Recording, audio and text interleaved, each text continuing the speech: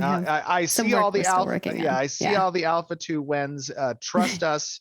When we are ready to tell you, we will tell you. We made a commitment several years ago, not to mention dates until we are as close to certain as we can be with those dates actually being hit.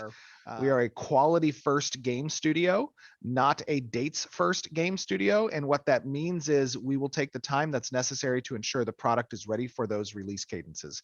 And Alpha 2 is a big one. Before beta, yes, the game will be feature complete before beta. That is something that is necessary. Beta really is intended to identify last minute bugs, to kind of make sure that everything is ready for launch. And it's important that all features are complete by beta 1. Yes.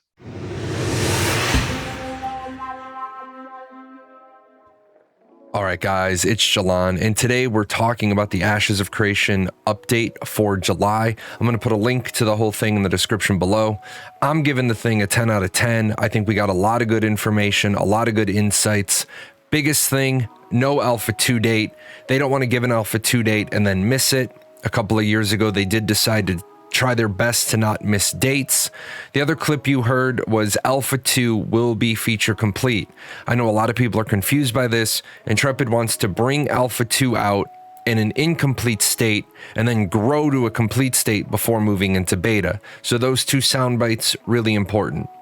The big meat of yesterday's live stream was both the Desert Biome showcase, which you're seeing on the screen, but also them talking about Landform. I would go check out this entire segment. I'm hoping Intrepid loads this segment independently like they have with other ones. This is them bringing back the developer diaries. You're going to hear Steven talk to 3 of the artists, team members at Intrepid Studios. They have developed their own software that allows the artists to work directly inside Unreal Engine 5 instead of having to use other programs to build the assets, then load the assets back into the engine. This is allowing them to iterate a lot faster. It's allowing them to iterate changes to assets without creating additional resource strain on your computer. This is allowing for extra dimensions in MMORPG work that you normally don't see. Big thing that they're trying to hit is they're trying to hit a higher graphic fidelity with less resources, and this is something we've heard Intrepid talk about: the 12-to-1 draw call, the PvP optimization.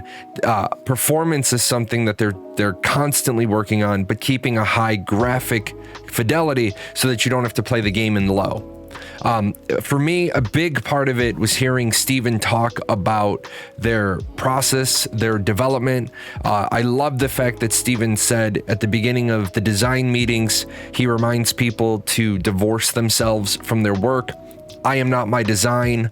My design is not me. This is something a lot of people emotionally attach themselves to their work. So when you're criticizing the work, they take it as a criticism. Like, I'm not saying your work is bad. I'm saying we need to change your work to be a better fit. So the fact that he goes through that at the beginning of every design meeting, that's great leadership. The other thing that Landform allows them to do procedural work with artist hands-on.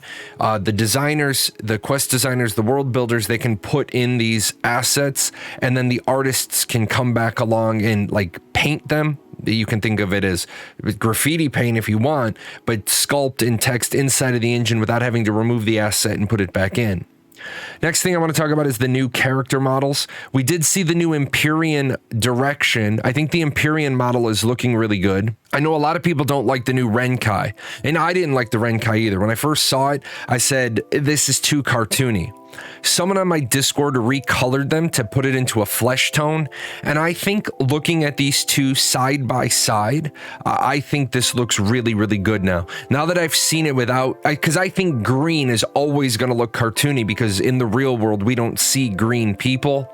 I think seeing the textures on a flesh toned skeleton or a flesh toned image, and now looking at the green, I don't think it's cartoony anymore. So if you have a different opinion, I'm going to put the link to the Ren'kai feedback in the description below. Make sure you head over to the forums, or you can leave the feedback on this video. The big one, the really, really, really big reveal was the Tulnar. these are looking really good. I know over the years, there's reasons why people have been turned off by the Tulnar. I'm not going to go into those reasons on this video. Steven said during the live stream, showing off the Tulnar might cause a 180 on the direction. And I have to agree. I think there were a lot of people that were expecting the Tulnar to be one thing, and now seeing these images, the Tulnar are definitely not going to be that thing. There were some really amazing questions in the Q&A section. I'm just going to hit the highlighted ones. Animal husbandry, yes, there is a cap on how many times you can breed a mount. So tamers, you will constantly have a market for your tames because breeders can only breed what you tame a select number of times. There will be some sort of a global cooldown. They're going to be testing that in Alpha 2. One of the things Steven talked about was it might not be a global cooldown. It might be a skill family cooldown. So different types of abilities will be on a shared cooldown. If you've played Final Fantasy 14, you know the Summoner kind of has this, multiple different cooldowns on multiple different types of abilities. Somebody asked the question, will monsters be able to knock you off your mounts? And yes, you will not be able to mount up and just blitz through the monsters. Monsters will be able to buff each other. They will have sort of kind of archetypes, so they will be able to buff each other. Naval ships, people were worried that the bigger ships would require a crew. If you only want to move the ship, you only need the captain of the boat. If you want the ship to be effective, you're going to have more people on it. There's 1 to 3 player boats, there's 8-person boats, and there's 40-person boats.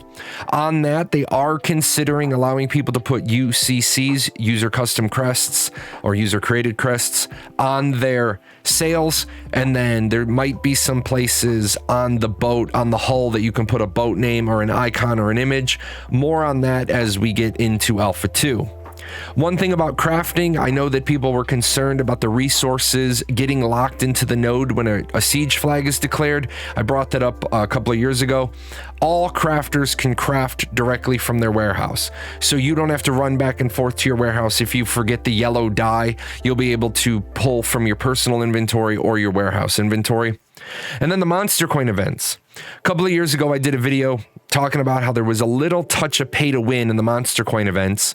And Steven alleviated that concern because he said the monster in the monster coin event, or the event, which you can use a monster coin to take control of the monster, there will be AI behavior, there will be monster objectives, and your objectives might be to destroy 1 of 3 buildings. So it kind of sounded like the monster you take over, you'll get an objective for the cosmetic progression in the monster coin events, but you won't be able to just randomly select buildings to destroy. Your monster will have a pre-assigned objective of you're supposed to go blow up that building. With that said, guys, there is another thing out of this live stream that I think is really important. It was the discussion on caravans. It was the YouTube question. I actually have decided I'm going to break that off into a second video. I want to talk about the caravans. I want to kind of do a caravans Ashes 101 update, and then include this new information because they have radically pivoted on the caravans. With that said, if you have a question about Ashes of Creation, leave it in the comments below. If you disagree with something I said today, leave that in the comments below as well. I stream Mondays, Wednesdays, and Fridays on Twitch. I do Ashes 101, the Ashes of Creation Q&A show. Swing on by, I can answer your questions live, or we can get into a good discussion on different things. If you like the music you heard in the show today, consider checking out PJN Music's YouTube channel. I own the channel. I'm trying to develop DMCA free music for my fellow content creators. With that said, I'm going to get out of here. You guys have a good weekend, and remember, if you have any questions, leave them in the comments. Next time, guys.